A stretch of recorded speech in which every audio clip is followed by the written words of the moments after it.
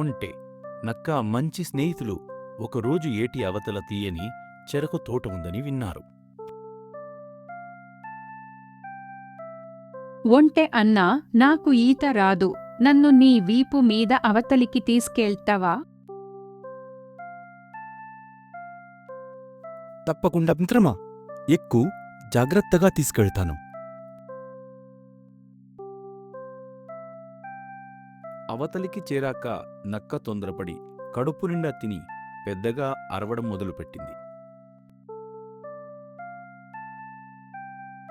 మిత్రమా, అలా అరిస్తే రైతు వచ్చేస్తాడు.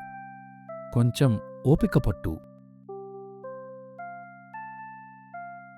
అయ్యో, నా తొందరపాటు వల్ల ఇద్దరికీ ఇబ్బంది అయింది, క్షమించు.